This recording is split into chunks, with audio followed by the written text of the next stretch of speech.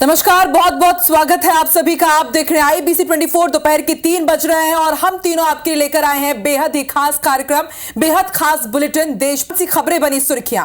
छत्तीसगढ़ में आज की बड़ी खबरें आखिर क्या हैं? और देश भर में वो कौन सी खबरें हैं जिन्होंने बटोरी आज की सुर्खियां, बताएंगे हम विस्तार से। बिल्कुल, तो आज से हम नए बुलेटिन देश प्रदेश का आगाज कर रहे हैं। अब से हर रोज देखिए 3 बजे 3 एंकर्स के साथ देश और प्रदेश की 30 अहम खबरें। बोलो। चलिए तो शुरुआत करते हैं, आगाज करते हैं इस महा बुलेटिन की। देश प्रदेश की खबरों से आपको अपडेट कराएंगे और शुरुआत करते हैं देश की उस सबसे बड़ी खबर के साथ जिसने आज हर भारतीय को परेशान किया। उम्मीद थी कि एक नया मेडल भारत की झोली में कंफर्म है, विनेश फोगाट वो मेडल लेकर आएगी, लेकिन सुबह एक दुखद खबर आई जब फाइनल से पहले विनेश फोगाट को अधिक वजन होने के कारण महिला कुश्ती 50 किलोग्राम से ओलंपिक कमेटी ने अयोग्य घोषित कर दिया। विनेश अब फाइनल में हिस्सा नहीं ले पाएंगी और ना ही उनको कोई मेडल मिलेगा। इस बार इस कैटेगरी में सिर्फ गोल्ड मेडल यूएसए की रेसलर को मिलेगा और कांस्य पदक मैच आयोजित होगा। इस बात की पुष्टि खुद इंडियन ओलंपिक एसोसिएशन ने की है। सबसे खास बात, आईओए ने यह बताया है, इंडियन ओलंपिक एसोसिएशन ने आज सुबह उनका वजन 50 किलोग्राम से कुछ अधिक, करीब 100 ग्राम अधिक पाया गया। वहीं दूसरी तरफ प्रधानमंत्री नरेंद्र मोदी ने सोशल मीडिया साइट एक्स पर पोस्ट करते हुए विनेश को शाबाशी दी, शुभकामनाएं दी।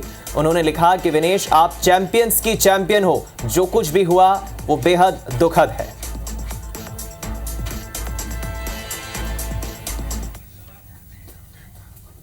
तो आज थी सारे देश की थी गोल्ड मेडल पर और नजदीक जाके नहीं तो डिस्क्वालीफाई हो गई।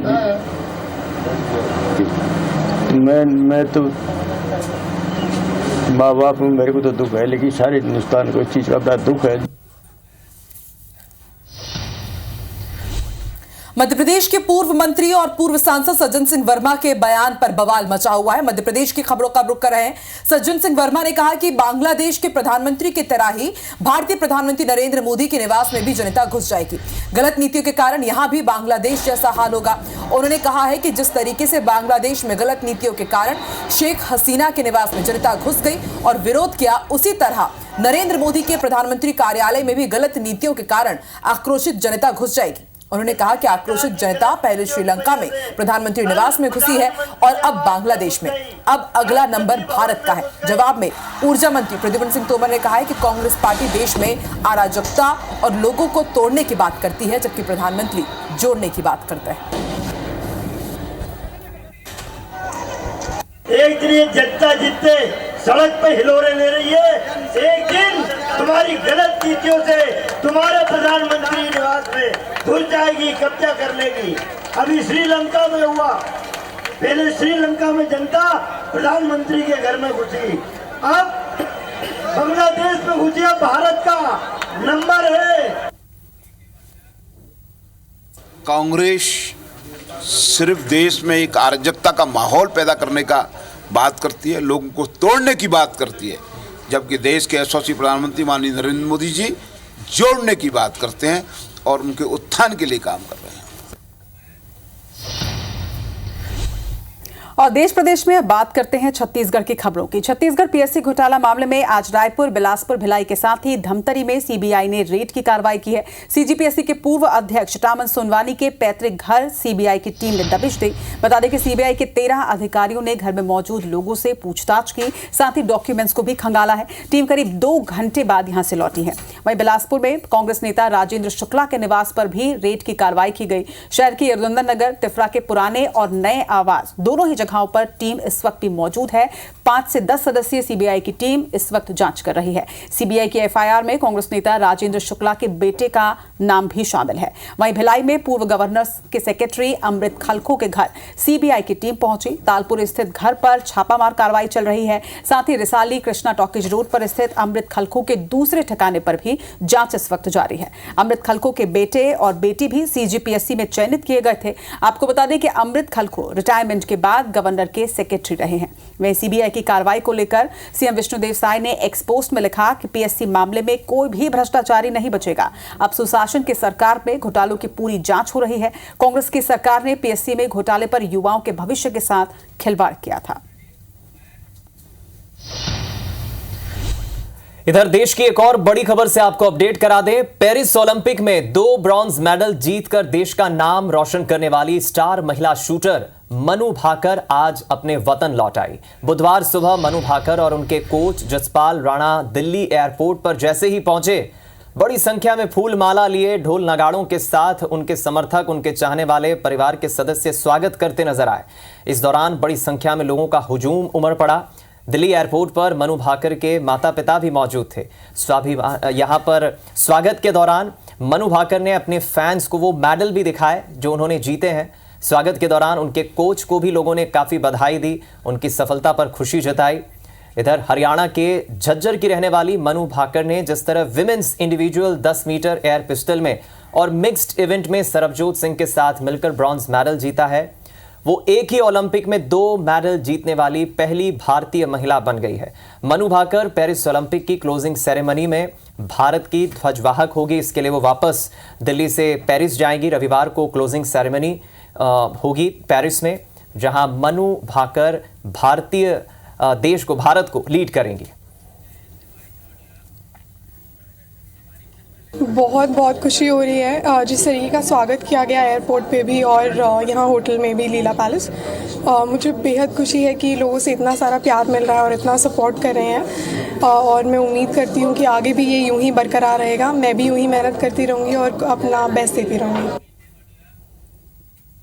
गर्व की बात है कि एक भारत की 22 साल की मतलब छोटी बच्ची है जिसने देश के लिए इतिहास रच दिया। तो I think it's honour and I am the most I think proudest person that कि ओलंपिक वाला सपना जो मेरा रह गया था एक इसके माध्यम से पूरा हुआ। देखिए, मनु भाकर के कोच को आप सुन रहे थे। उन्होंने कहा है कि ओलंपिक का सपना जो उनका रह गया था उनको पूरा कर दिया है मनु भाकर ने। और देखिए, आज जब उनकी वतन वापसी हुई तो लोगों का हुजूम उमड़ा हुआ था, प्यार भर भर कर लुटा रहे थे। लेकिन अभी भी सबको उम्मीद है कि नीरज चोपड़ा एक बार फिर से गोल्ड पर निशाना जरूर साधेंगे। चलिए आगे बढ़ते हैं, रुख करते हैं मध्य प्रदेश की खबरों का। भोपाल में मोहन कैबिनेट की बैठक में अहम प्रस्तावों पर मुहर लगी है। कैबिनेट मंत्री कैलाश विजयवर्गीय ने जानकारी देते हुए बताया कि जल्द साइबर तहसील शुरू करने का फैसला लिया गया है। कैबिनेट को भी पेपरलेस बनाया जाएगा। 10 अगस्त को लाडली बहनों के अकाउंट में योजना की राशि ट्रांसफर की जाएगी। आदिवासी छात्रावासों की सुविधाओं को अपग्रेड करने के लिए टीम बनाई गई है। वित्त विभाग की 2 संस्थाओं को मिलाकर एमपीयू का गठन किया गया है। बजट के समय क्या क्या सावधानियां रखना है, इसका निर्णय वित्त विभाग का अब ये एमपीयू करेगा। अब साइबर तहसील चालू करने का भी निर्णय हो गया है। अभी तक नामांतरण की प्रक्रिया में, बंटवारे की प्रक्रिया में 75 दिन लगते थे। जैसे ही ये साइबर तहसील पूरे प्रदेश में चालू हो जाएगी, ये 25 दिन के अंदर, 30 दिन के अंदर सारे प्रकरणों का निराकरण हो जाएगा। अभी आप जानते हैं कि मैंने जैसे कहा कि नई तकनीकी, अब ई कैबिनेट, इसमें हम पेपरलेस व्यवस्था चाह रहे हैं। पेपरलेस व्यवस्था मतलब समझ लीजिए कि यह ग्रीन स्टेट की तरफ बढ़ता हुआ हमारा एक कदम है, क्योंकि 1 टन कागज में 17 पेड़ कटते हैं और इसलिए कागज का उपयोग कम से कम हो, ये बहुत ज़्यादा ज़रूरी है। और ई कैबिनेट प्रणाली के अंतर्गत हमने थोड़ा सा शासन के जो कार्य नियम है उसमें संशोधन किया है, जिससे कि ई गवर्नमेंट की गवर्नेंस ये हो सके। तो मध्य प्रदेश के मोहन कैबिनेट के फैसलों की डिटेल्स के बाद अब छत्तीसगढ़ में साई कैबिनेट में क्या अहम फैसले हुए ये भी आपको बताते हैं। आज राजधानी रायपुर में साई कैबिनेट की बैठक हुई, जिसमें कई अहम फैसले हुए। डिप्टी सीएम अरुण साव ने फैसलों की पूरी जानकारी दी और बताया कि गुरु घासीदास तमोर पिंगला टाइगर रिजर्व बनाया जाएगा। ये टाइगर रिजर्व 2829 वर्ग किलोमीटर में फैला होगा।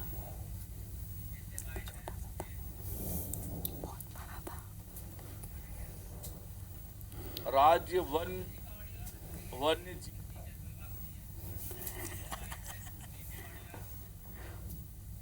गुरु घासीदास राष्ट्रीय उद्यान तथा तमोर पिंगला अभयारण्य के क्षेत्र को सम्मिलित करते हुए 2829.387 वर्ग किलोमीटर क्षेत्र में गुरु घासीदास तमोर पिंगला टाइगर रिजर्व अधिसूचित करने का निर्णय लिया गया है। चलिए 2047 तक विकसित छत्तीसगढ़ की एक अहम भूमिका होगी, शायद सरकार की कोशिश है। उसी कड़ी में अहम बैठक आज आयोजित हुई। एक बार फिर देश की बड़ी खबर का अपडेट आपको बता दें। कांग्रेस नेता सलमान खुर्शीद ने मंगलवार को कहा कि बांग्लादेश में जो कुछ हो रहा है वो भारत में भी हो सकता है, हालांकि सब कुछ सामान्य लग सकता है। पूर्व केंद्रीय मंत्री सलमान खुर्शीद शिक्षाविद मुजीबुर रहमान की किताब की लॉन्चिंग के मौके पर मीडिया से बात कर रहे थे और इस दौरान उन्होंने बयान देते हुए कहा कि कश्मीर में सब कुछ सामान्य दिख सकता है, यहां सब कुछ सामान्य लग सकता है, हम जीत का जश्न मना रहे होंगे। हालांकि निश्चित रूप से कुछ लोगों का मानना है कि वो जीत या 2024 की सफलता शायद मामूली थी, शायद अभी भी बहुत कुछ करने की जरूरत है। जिस पर प्रतिक्रिया देते हुए बीजेपी ने कहा है कि चुनाव में हार की खींच साफ दिखाई दे रही है। लगातार बांग्लादेश में जो हिंसा हुई है उसके बाद देश में विपक्ष को एक बड़ा मौका मिला है। इंडिया गठबंधन के कई पार्टी, कई प्रमुख दलों के नेता इस पर काउंटर कर रहे हैं, सरकार का पक्ष भी जान रहे हैं और सरकार को घेरने की कोशिश भी कर रहे हैं। मुजीबुर रहमान द्वारा लिखा हुआ ये किताब था, उसमें भारत में एक तरह से प्रोटेस्ट होंगे, भारत में आगजनी होगी, जो बांग्लादेश में हुआ है वो भारत में होगी, इसकी चेतावनी कांग्रेस पार्टी की तरफ से सलमान खुर्शीद जी ने दिया है। और कई दिग्गज जो वहां मौजूद थे, शशि थरूर से लेके अन्य नेता भी वहां मौजूद थे, एक तरह से उनकी स्वीकृति थी। जो देश का आज मुख्य विपक्ष है वह भी यही चाह रही है। चुनाव में जीत नहीं पा रहे हैं, तो चुनाव में जीत नहीं पाने के कारण अपना खींच बैक गेट से इस प्रकार की अराजकता को फैला करके हिंदुस्तान को बर्बादी की ओर ले। देखिए, सलमान खुर्शीद ने यह बयान दिया है और कुछ इसी तरह का बयान आपसे थोड़ी देर पहले आपने सुना। कांग्रेस के नेता है सज्जन सिंह वर्मा, उन्होंने भी कुछ इसी तरह की चिंता जाहिर की है। जाहिर सी बात है, ना सिर्फ देश में बल्कि मध्य प्रदेश में भी इसको लेकर के काफी सियासत हो रही है। वैसे सियासत एक और मुद्दे को लेकर हो रही है। मध्य प्रदेश में नर्सिंग कॉलेज के फर्जीवाड़े के बाद अब प्रदेश के बीएड कॉलेज कटघरे में है, जिसकी जांच एसटीएफ कर रही है। लेकिन एसटीएफ की जांच में ग्वालियर का जीवाजी विश्वविद्यालय सहयोग नहीं कर रहा है। एसटीएफ 2 बार कॉलेजों की जांच और उसके डॉक्यूमेंट्स को लेकर रिमाइंडर दे चुका है। वहीं अब इस मामले में एनएसयूआई कूद गई है और बीएड कॉलेजेस में बढ़ती जा रही ढिलाई के खिलाफ जीवाजी विश्वविद्यालय के कैंपस में अनिश्चितकालीन भूख हड़ताल पर बैठी है। हड़ताल का आज तीसरा दिन है। एनएसयूआई रामधुन के साथ प्रदर्शन कर रही है। कल भी हमने आपको तस्वीर दिखाई थी, सुंदरकांड का पाठ किया जा रहा था। एनएसयूआई के नेताओं का कहना है कि यूनिवर्सिटी ने दरअसल ऐसे बीएड कॉलेजेस को मान्यता दे दी है जिनके पास खुद की बिल्डिंग तक नहीं है, इसलिए ऐसे कॉलेजेस की जांच होनी चाहिए। साथ ही दोषी यूनिवर्सिटी के अधिकारियों के खिलाफ भी कार्रवाई होनी चाहिए। आज रामधुन भी बजा रहे हैं। कम से कम आवेदन निवेदन से नहीं, आंदोलनों से नहीं, तो भगवान की जब 24 घंटे धुन सुनाई देगी तो हो सकता है कि मन जाग जाए उनका, भगवान का नाम सुनकर, भजन सुनकर उनकी आत्मा बोलने लगे कि नहीं, हमें जो गलत है उस पर कार्रवाई करना चाहिए। अच्छा, ये वाले जो कॉलेज के पीछे जो फोटो लगे हुए हैं ये सिर्फ कागजों में ही चल रहे हैं, मतलब एक बिल्डिंग में 7-7 कॉलेज चलाए जा रहे हैं। हम लोगों ने शिकायत भी की है, लेकिन अभी उनके समझ में नहीं आ रहा है। कॉलेजों पर कार्रवाई करके छात्रों को जीवन के साथ, भविष्य के साथ खिलवाड़ ना करें। तो एक तरफ मध्य प्रदेश में छात्रों के भविष्य के मामले को उठाया जा रहा है, तो दूसरी तरफ छत्तीसगढ़ में हाथियों के आतंक का मामला दिल्ली तक पहुंच चुका है। प्रदेश के कैबिनेट मंत्री रामविचार नेताम ने मंगलवार को केंद्रीय वन एवं पर्यावरण मंत्री भूपेंद्र यादव से सौजन्य मुलाकात की। नेताम ने केंद्रीय मंत्री को इस दौरान प्रदेश में हाथियों के कारण ग्रामीणों को हो रही समस्याओं से अवगत कराया। उन्होंने बताया कि हाथियों के विचरण से छत्तीसगढ़ के ग्रामीण इलाकों में, सुदूर क्षेत्रों में फसलें बर्बाद हो रही हैं और लोगों की सुरक्षा पर भी लगातार खतरा बना हुआ है। इसके समाधान के लिए प्रभावित इलाकों में सोलर लाइट की सुविधा प्रदान करने का आग्रह भी उन्होंने किया। साथ ही इन जगहों पर वर्टिकल सोलर फेंसिंग लगाने की जरूरत पर जोर डाला। मंत्री नेताम ने केंद्रीय मंत्री से हाथी मित्र दलों के लिए आर्थिक सहायता की मांग भी रखी है। वहीं इन तमाम मांगों को लेकर भूपेंद्र यादव ने उचित कार्रवाई किए जाने और हर संभव सहयोग देने की बात कही है।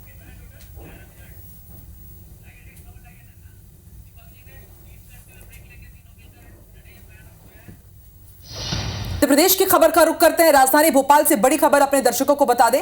मध्य प्रदेश में राज्यसभा की एक रिक्त सीट पर उपचुनाव होना है। केंद्रीय मंत्री ज्योतिरादित्य सिंधिया के इस्तीफे के बाद से ये सीट खाली हुई है और इस पर चुनाव 3 सितंबर को होना है। 14 अगस्त से 21 अगस्त तक नामांकन भरे जाएंगे। 26 अगस्त को नाम वापसी की अंतिम तारीख रहेगी। तो यानी कि अब सियासी समीकरण राज्यसभा के लिए रिक्त हुई एक सीट को लेकर के मध्य प्रदेश में बहुत तेजी से बदलते हुए नजर आएंगे। 3 सितंबर को इसको लेकर चुनाव होना है। चलिए, मेजॉरिटी तो मध्य प्रदेश में बीजेपी के विधायकों की काफी अधिक है और इसमें कोई शक नहीं है कि राज्यसभा सांसद बीजेपी से चुना जाएगा। इधर देश की एक बड़ी खबर आपको बता दें, बांग्लादेश में तख्ता पलट के बाद कट्टरपंथी इस्लामिक समूह हिंदुओं पर लगातार हमले कर रहे हैं और इन कट्टरपंथी दंगाइयों के हमले में 20 लोगों की जान जा चुकी है। जमात-ए-इस्लामी गुट के कट्टरपंथियों ने 27 जिलों में चुन कर हिंदुओं के घरों, मंदिरों और व्यापारिक प्रतिष्ठानों पर हमले करना शुरू कर दिए हैं। कई दुकानों और घरों को ये दंगाई आग लगा रहे हैं। कई जगह बेहद विचलित कर देने वाली कई तस्वीरें आई है अलग अलग जगहों से। सैकड़ों हिंदू परिवार भारत बांग्लादेश की सीमा पर भाग कर आ चुके हैं, जहां वो खुले में रात बिताने को मजबूर हैं।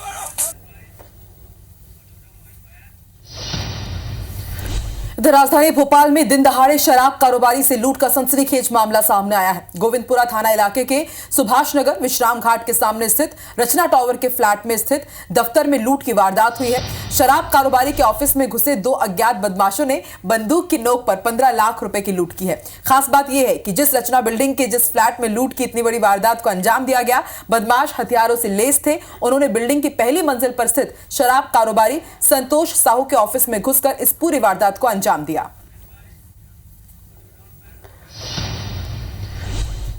इधर छत्तीसगढ़ में मवेशियों को झारखंड ले जा रहे 2 पशु तस्करों को जशपुर पुलिस ने पकड़कर जेल भेजा है। आरोपी जंगलों के रास्ते 12 मवेशियों को झारखंड लेकर जा रहे थे। सूचना के बाद लोदाम बॉर्डर के पास जशपुर पुलिस ने तस्करों को पकड़ा। आपको बता दें कि जशपुर पुलिस गौ तस्करी बंद करने के लिए लगातार काम कर रही है।